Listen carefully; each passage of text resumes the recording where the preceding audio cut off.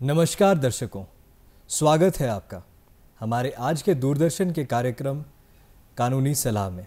मैं हूं आपका होस्ट सुफल और मैं लेकर आया हूं आपके लिए एक ऐसा चर्चा का टॉपिक जो कि ना केवल हमारे कानून से जुड़ा है बल्कि हमारे समाज, परिवार की जड़ों तक बहुत ही ज़्यादा असर करता है।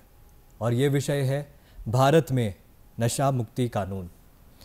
नशा एक सामाजिक बुराई है और ये जो समाज की बुराई है ये धीरे धीरे हमारे पूरे शरीर को, हमारे पूरे समाज को, रिश्तों को, जीवन को खोखला कर रही है।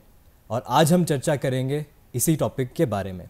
आज हमारे साथ जो विशेषज्ञ हैं वो हैं श्री शीतल जी। शीतल जी, आप एक एडवोकेट हैं, आपका बहुत बहुत स्वागत, अभिनंदन हमारे शो में।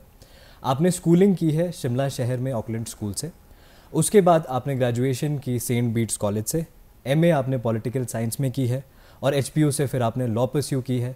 लगभग 11 साल का तजुर्बा आपको क्रिमिनल लॉ में हाई कोर्ट में हो चुका है। इसके साथ साथ आप सेंट्रल गवर्नमेंट के काउंसिल में भी आते हैं जी।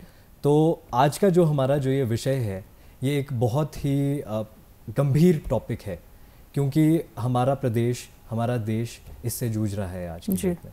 तो आप थोड़ा सा हमें प्रकाशित करेंगे कि किस नज़रिए से हम इसे देखें। जी देखिए, जैसे आपने कहा कि ये बहुत ही गंभीर विषय है। मैं कहना चाहूँगी ये गंभीर नहीं, बहुत ही संवेदनशील विषय है इस वक्त। और अगर हम वर्तमान परिदृश्य में देखते हैं, इन द प्रेजेंट सिनेरियो, आप देखेंगे कि हर दूसरे दिन हम अखबारों में या सोशल मीडिया के माध्यम से देखते हैं कि एक 17 साल का बच्चा या 16 साल की बच्ची कहीं किसी पब्लिक वॉशरूम में, कहीं बस स्टैंड के किसी कोने में अचेत अवस्था में है या वो इस अवस्था में है जहाँ वो अपने जान गंवा चुकी हैं। और जब उसके पीछे के कारणों का पता लगता है तो वो है ओवरडोज जो उसने नशे की होती है।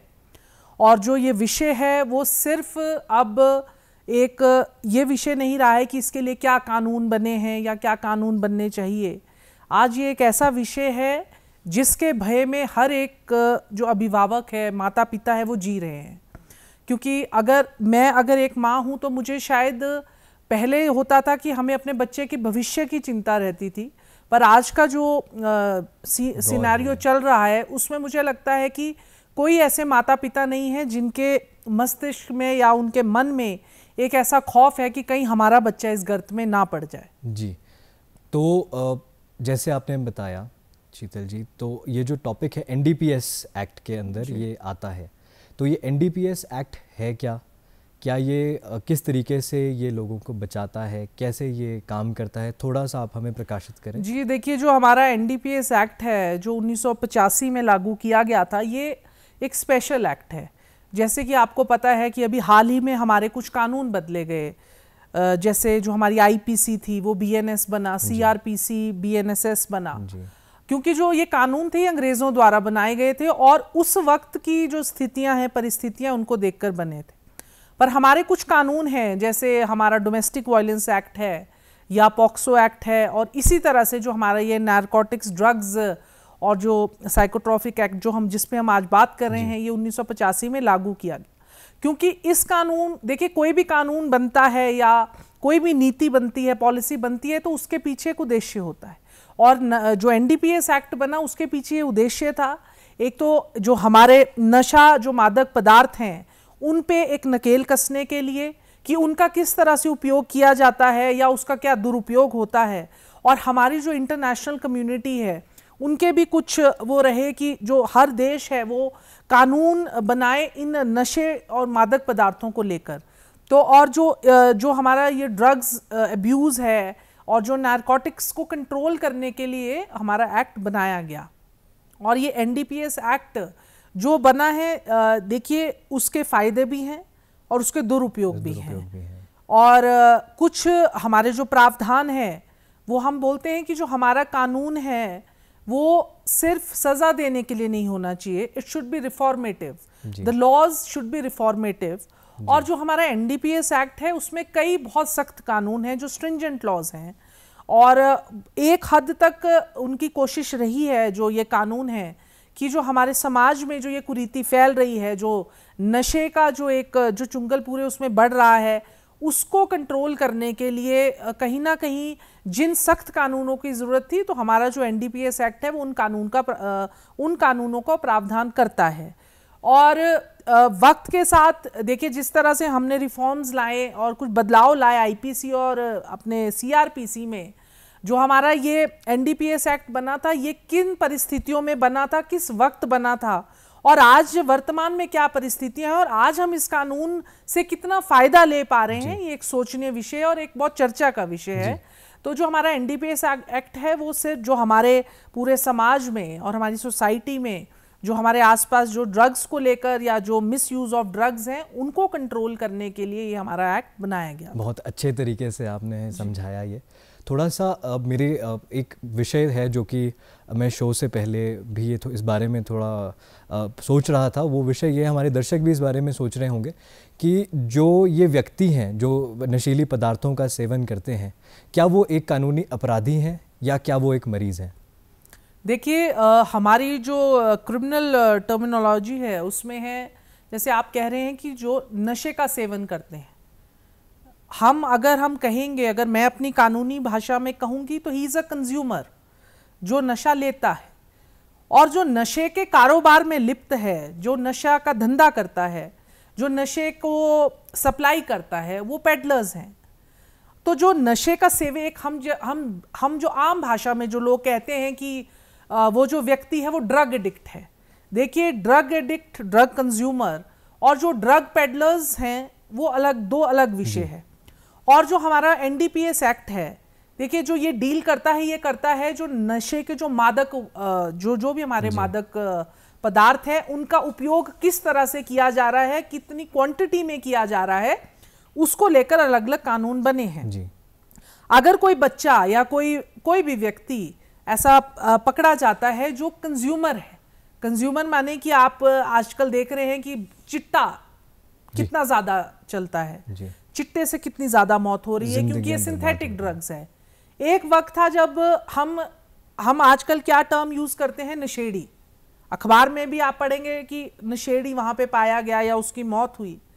पहले हम नशेड़ी कहा करते थे जो शराब पीते थे लोग, जो सिगरेट भी अगर पीते थे आम, उसको भी नशेड़ी कहा जाता था। पर आज मुझे लगता है जो एल्कोहलिक है उनको तो शायद लोग अब मुझे लगता है वो तो शायद वो थोड़ी एक अपने कोई मानते ही नहीं है कि ये भी कोई नशा है। और जो हमारा नारकोटिक्स है, जो हमारा एनडीपीएस एक्ट है, वो भी अल्कोहल को कहीं डिस्कस नहीं करता है। जो हमारे देखिए जो कंज्यूमर्स होते हैं, जो आजकल हमारी ज़्यादातर जो यंग जनरेशन, जो बच्चे एडिक्ट हो रहे हैं, उनके लिए क्या है कि वो अगर पकड़े जाते हैं वो स्मॉल क्वांटिटी, देखिए मैं आपको बताऊंगी एनडीपीएस मैंने बोला कि अलग अलग कानून है और वो कानून किस तरह से चलते हैं क्वांटिटी के हिसाब से। स्मॉल क्वांटिटी है, इंटरमीडिएट क्वांटिटी है और कमर्शियल क्वांटिटी है। जो ड्रग कंज्यूमर होगा बच्चा या व्यक्ति, उसके पास अगर कुछ पाया जाता है वो क्वांटिटी, और हर सब्सटेंस की, हर नारकोटिक सब्सटेंस की एक क्वांटिटी निर्धारित की गई है एनडीपीएस एक्ट में। अगर हम चिट्टे की बात करते हैं तो जो हम अब 5 ग्राम से 5 ग्राम तक है वो हम उसको स्मॉल क्वांटिटी गिनते हैं, न्यूनतम क्वांटिटी। जी बिल्कुल कम जो क्वांटिटी है। और उसमें अगर हम किसी को पकड़ते हैं तो उसको एक तरह से कंज्यूमर कहा जाता है कि अपने उपयोग के लिए इसने ये नशा अपने पास रखा है। अगर हम चरस की बात करते हैं तो जो हमारा 1 किलो से ऊपर है उसको हम कमर्शियल क्वांटिटी में गिनते हैं। पर अगर किसी व्यक्ति के पास 1 ग्राम, 2 ग्राम, 10 ग्राम, 50 ग्राम इतना मिलता है तो वो कंज्यूमर समझा जाता है। जरूरी नहीं है, क्योंकि आजकल ये भी एक मोडस ऑपरेंडी है ड्रग पेडलिंग का कि पकड़े जाते हैं। बेल किस में हो सकती है कि अगर स्मॉल या इंटरमीडिएट क्वांटिटी है तो आप पेडलिंग ही उतने उसकी कीजिए कि व्यक्ति की बेल हो जाए। पर जो हमारा एनडीपीएस एक्ट क्या कहता है कि अगर कोई व्यक्ति कंज्यूमर है और वो पकड़ा जाता है और वो वॉलंटियर करता है अपने ट्रीटमेंट के लिए कि I am a drug addict, I need to be rehabilitated, तो मुझे आप रिहैब सेंटर्स में भेजिए, मुझे पुनर्वास मेरा किया जाए। तो उसके लिए जो हमारा प्रोसिक्यूशन चलता है, जिसको हम ट्रायल बोलते हैं कि उसके खिलाफ केस चल रहा है, तो उसमें कहीं ना कहीं जो हमारा कानून है वो थोड़ा उसके लिए सॉफ्ट होता है। उसका जो केस चलता है उसमें भी कहीं ना कहीं अगर वो ही वॉलंटियर्स फॉर रिहैबिलिटेशन, तो उसको कहीं ना कहीं थोड़ी सी उसके साथ लिबर्टी उसको दी जाती है। बट अगर जो ड्रग पेडलर्स हैं वो उनका ये धंधा है, सप्लाई करना, स्मगलिंग करना, पूरा कॉन्ट्राबैंड बच्चों तक पहुंचाना, उनके लिए हमारा एनडीपीएस बहुत सख्त है। अगर आप इंटरमीडिएट क्वांटिटी में पाए जाते हैं, जो बीच की क्वांटिटी है, स्मॉल और उसके बीच में, तो देखिए हम एक शब्द यूज करते हैं क्रिमिनल एंटीसीडेंट्स। आप एक बार इंटरमीडिएट क्वांटिटी के साथ पकड़े गए तो शायद आपको बेल मिल जाएगी, पर अगर आप 2 बार 3 बार, आपके एंटीसीडेंट्स ही ऐसे हैं कि आप बार बार इस कार्य में लिप्त हैं, तो आपको वो बेल नहीं दी जाती है। तो बैकग्राउंड एक उसमें जी, चेक हो बहुत जाता आपका है जो बेल के क्रिमिनल लिए। एंटीसीडेंट्स है, आपका क्या बैकग्राउंड है, वो जो हमारा कानून है वो देखता है। हमारी जो कानून प्रक्रिया है वो ये देखती है कि आप किस बैकग्राउंड, आप क्या इसी काम में लिप्त हैं। आपको पहली बार अगर है तो आपको बेल मिल जाती है, पर अगर आप बार बार इसी उसमें लिप्त हैं, और जो मैंने आपको बात की जो कमर्शियल क्वांटिटी है, जो अब बहुत कम लोग हैं जो कमर्शियल क्वांटिटी के साथ पकड़े जा रहे हैं, क्योंकि जो इस जो कारोबार में लोग लगे हैं वो अपना बहुत, उनको पता है कि हम कहाँ फंस सकते हैं, कितने क्वांटिटी के साथ पकड़ सकते हैं, तो वो कमर्शियल क्वांटिटी से गुरेज करते हैं, और जिनको भी उन्होंने ड्रग पेडलिंग में लगाया है उनको स्मॉल पर हमारा जो एनडीपीएस एक्ट है उसमें कमर्शियल क्वांटिटी में आपके लिए बहुत सख्ती है, क्योंकि देखिए जब तक सख्ती नहीं होगी तो इन कानूनों का कोई असर नहीं पड़ेगा। जी मैम, तो जैसे जिस प्रकार से आपने बताया कि एक न्यूनतम क्वांटिटी है उसके हिसाब से बेल होती है, तो परिवार को तो सबसे पहले पता चलता है जी, फैमिली को, आपके रिश्तेदारों को सबसे पहले पता चलता है कि हमारा भाई, बेटा, आजकल इवन लड़कियां इसमें काफ़ी इनके कंज्यूमर्स हैं, केसेस काफ़ी चल रहे हैं, तो हमारा बच्चा इसमें जो है काफ़ी इफ़ेक्ट इससे हो रहा है। तो मैम, इसी प्रकार से एक फैमिली का कर्तव्य क्या है? क्या फैमिली मेंबर जो है, यदि हमारे दर्शक इस माध्यम से उनको हम बता सकें कि एक फैमिली कैसे, उनको, क्या वो एक पुलिस के पास जा सकती है, क्या वो किसी लीगल ऑफिसर के पास जा सकती है, क्या वो फैमिली कुछ कर सकती है कि जिससे उनका बच्चा इन आदतों से निकल पाए? जी देखिए, इसमें भी 2 चीज़ें हैं। अगर एक परिवार को पता लगता है कि जो उनका बच्चा है वो किसी इस तरह के कामों में लिप्त है या वो ड्रग एडिक्ट हो चुका है, तो देखिए सबसे पहले तो जो एक प्रयास रहना चाहिए अपने बच्चे की काउंसलिंग का, क्योंकि देखिए हर व्यक्ति अवेयर नहीं है, हर माता पिता शायद आज पढ़े लिखे होने के बावजूद भी अवेयर नहीं है कि इस समस्या का किस तरह से हम निदान कर सकते हैं। सबसे पहले तो आप देखेंगे कि अगर हमारे आसपास कोई बच्चा ड्रग एब्यूज़ में है तो उनके जो परिवार है उन्हें पता भी होता है कि ऐसा है, पर वो छुपाते हैं, नज़रअंदाज कर लेते हैं वो उस बात को। वो शायद इस उससे कि हमारा ह्यूमिलेशन ना हो या हमारे बच्चे की कोई बाहर ऐसी चर्चा ना हो, हम उस बात को ढकते हैं। बल्कि प्रयास ये रहना चाहिए कि अगर आपको पता लगता है कि आपका बच्चा कोई इस तरह से लिप्त है, तो आप सबसे पहले ऐसे कोई प्रोसीजर जो हम रिहैबिलिटेशन सेंटर्स बोलते हैं, वहाँ पे अप्रोच करें, अपने बच्चे को रिहैबिलिटेट करने की कोशिश करें। और अगर आपको ये लगता है कि मेरा बच्चा सिर्फ कंज्यूमर ही नहीं है, क्योंकि देखिए पहले बच्चा कंज्यूमर होता है कोई भी व्यक्ति, और अगर उसके पास साधन नहीं है, उसके पास पैसा नहीं है, तो वो एक वक्त आता है वो ड्रग पेडलिंग में चला जाता है। जो ड्रग पेडलर्स होते हैं वो पहले कंज्यूमर्स रहे होते हैं, और अगर उनकी परिस्थितियां ऐसी नहीं है, फिनेंशियल उनकी ऐसा कोई स्थिति नहीं है, तो वो ड्रग पेडलिंग करते हैं और उसके बाद उनको वो नशा दिया जाता है। तो अगर मुझे लगता है कि मेरा बच्चा इसमें लिप्त है, तो मेरा पहला प्रयास रहे कि मैं उसे रिहैब सेंटर में करूं, उसका इलाज करवाऊं, डॉक्टरी मशवरा लूं। और अगर मुझे लगता है कि वो एक अपराधी बन चुका है, वो इसको सिर्फ ले ही नहीं रहा है, वो उसे बेच भी रहा है, तो मुझे लगता है अभी हाल ही में आपने सोशल मीडिया में देखा होगा, मंडी का इंसिडेंट है, वहां पे एक परिवार ने खुद उस बच्चे को, उस लड़के को पुलिस के हवाले किया है। बेशक वो स्मॉल क्वांटिटी के साथ पकड़ा गया होगा, उसे बेल मिली होगी। और देखिए हमारे पास भी ऐसे केसेस आते हैं जहां पे पेरेंट्स कंप्लेनेंट होते हैं पुलिस के पास, क्योंकि उनके पास कोई चारा नहीं रह गया होता है। वो अपने बच्चे को मौत से बेहतर वो सोचते हैं कि ये जेल में रह ले।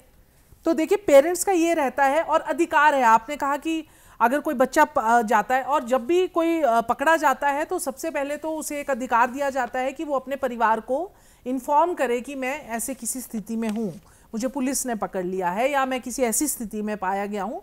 तो जो परिवार है उनके पास बहुत रेमेडीज़ है।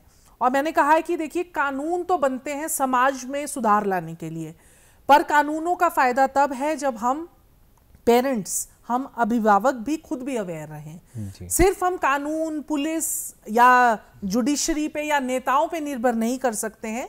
इस नशे की गर्त से अपने बच्चों को बचाने के लिए? जी, उससे एक बहुत अच्छा सवाल मेरे मन में आया है। वो सवाल ये है मैम कि एक एज होती है कि कब बच्चा इतना सोसाइटी का उस पर प्रभाव पड़े या दोस्तों का उस पर प्रभाव पड़े, जिस प्रभाव के कारण वो इस नशे में पड़े। तो कोई ऐसी एज है कि 18 साल से कम वो है, 15 से 18 के बीच या 18 से 20 साल के बीच, जिससे कि हमारे दर्शक जो हैं थोड़ा जान सकें कि कब उनके बच्चों पे नज़र इस बारे में रखनी है? जी देखिए, आज की जो जनरेशन है, मुझे लगता है हम भी इन शब्दों को नहीं, आप जेन जी, मिलेनियल चाइल्ड, हम सुनते हैं कि ये कोई जनरेशन्स हैं, क्योंकि देखिए आज की जो जनरेशन है उनको एक्सपोजर नहीं है, they are over exposed to everything. तो जो हमारे टाइम में जो बच्चा 10वीं 12वीं में सीखता था, जो उसको पता था दीन दुनिया में क्या होता है, वो आज जो बच्चा है 4th क्लास में, अगर आप 4th क्लास के बच्चे को देखेंगे तो उसको बहुत ज़्यादा एक्सपोजर है। और जिसका कारण क्या है? हमारा मोबाइल फोन्स, टेक्नोलॉजी का यूज़। और मुझे लगता है कि जब आपका बच्चा 3rd क्लास से ऊपर उठता है, क्योंकि देखिए मैं क्रिमिनल लॉ में हूँ, आप जब क्रिमिनल लॉ पढ़ते हैं, आप क्रिमिनल जूरिस्प्रूडेंस पढ़ते हैं, तो आप जब इस तरह के केसेस करते हैं तो आपको कहीं ना कहीं एक साइकोलॉजी से रिलेटेड भी आपको कुछ पढ़ाई करनी पड़ती है। तो जो आजकल साइकोलॉजी है बच्चों की, वो आप ये नहीं सोच सकते हैं कि मेरा बच्चा अब 10वीं में है तभी वो कुछ करेगा।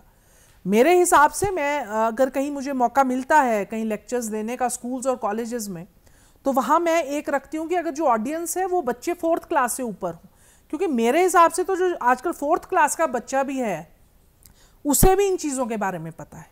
अब उसे कितना पता है, उसका यूज़ मिसयूज़ कितना है, वो हमारी ड्यूटी है कि हम उस पर चेक रखें। हम लोग बहुत ज़्यादा विश्वास कर लेते हैं अपने बच्चों की, नहीं। और जब हम कहते हैं ना कि एक 50 साल का व्यक्ति अपनी माँ के लिए बच्चा ही रहेगा, पर आज शायद वो समय नहीं है। जो 4 साल का बच्चा भी है वो भी एक बहुत घातक सिद्ध हो सकता है, इसलिए उन पर नज़र रखना बहुत ज़रूरी है। जी, हम थोड़ा सा जानेंगे, इसके बाद ले लेते हैं एक छोटा सा अवकाश, अभी लौट के आते हैं।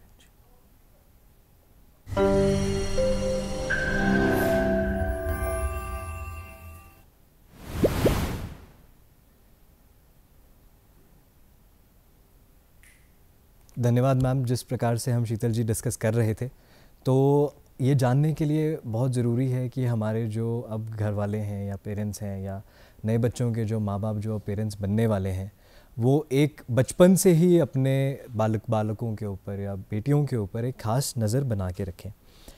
तो कोई ऐसा सलाह आप उनको देना चाहते हैं कि किस नज़रिए से वो देखें? क्या वो इसे एक प्रॉब्लम की तरह देखें या वो इसे एक इस नज़रिए से देखें कि हमारा बच्चा अब एक क्रिमिनल बन चुका है?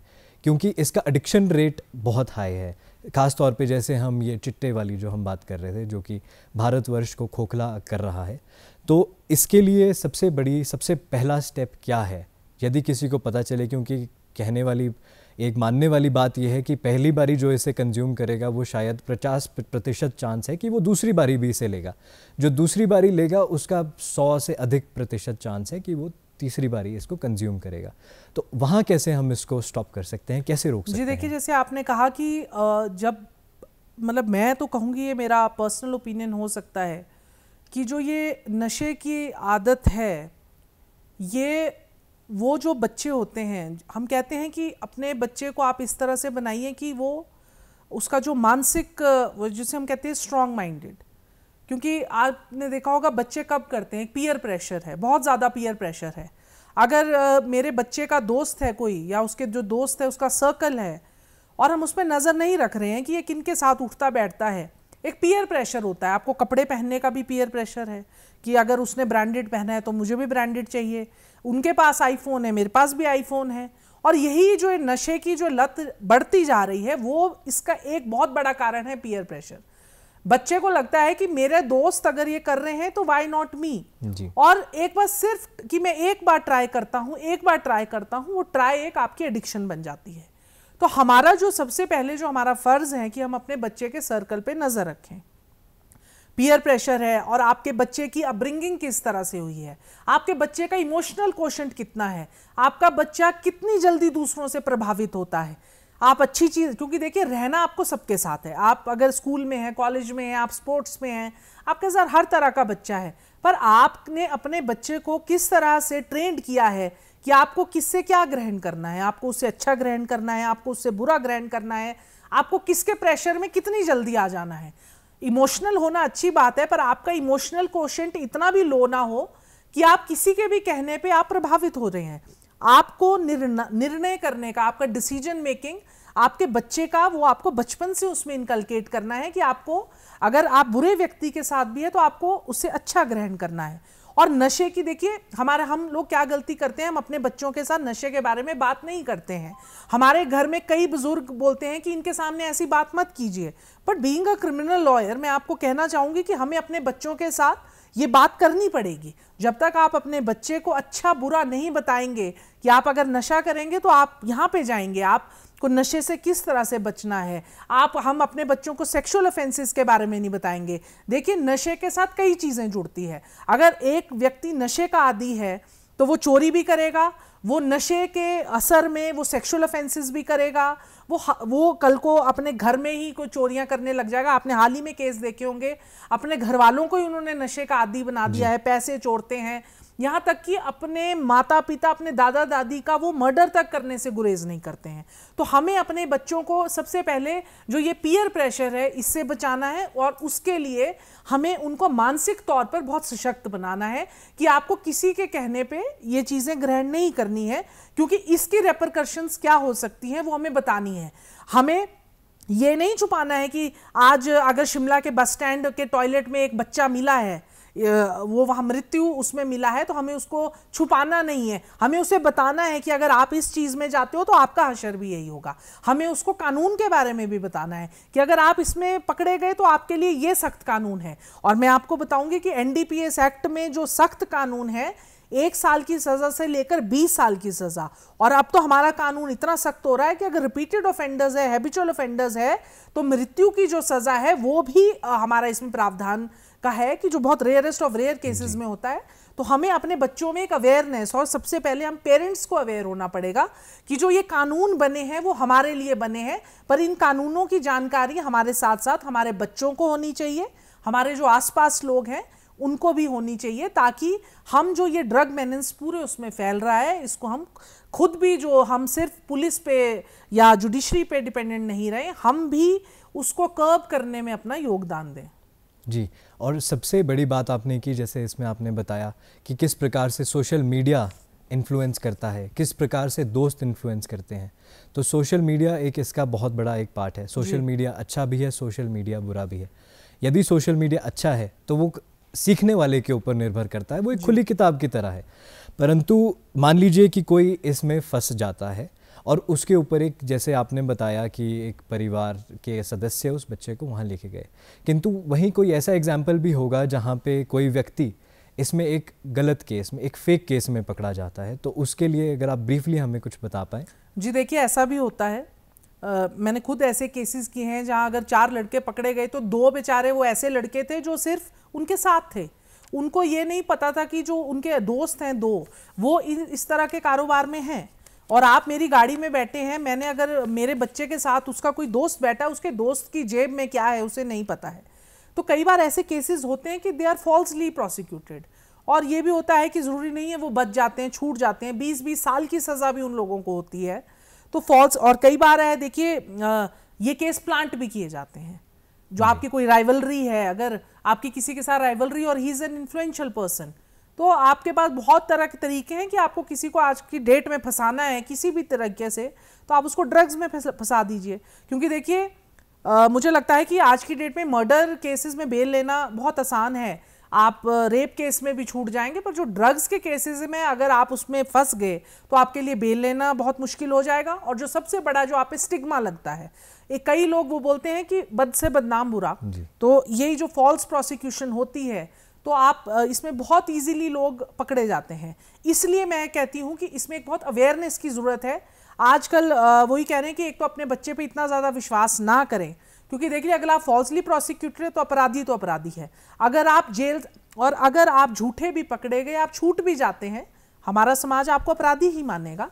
तो फॉल्स, ऐसा नहीं है कि जो झूठे आपराधिक जो मामले होते हैं वो दर्ज नहीं होते हैं, वो भी होते हैं, और उसमें हमारा कहीं ना कहीं सिस्टम इन्वॉल्व है। और वही हमारे कानून का भी काम है कि न्याय दिलाएं और जितना बेस्ट हो सके वो दें। जी। तो मेरा मानना ये है कि जो ये नशा है ये सिर्फ़ एक आदत नहीं है, ये बल्कि एक बीमारी है।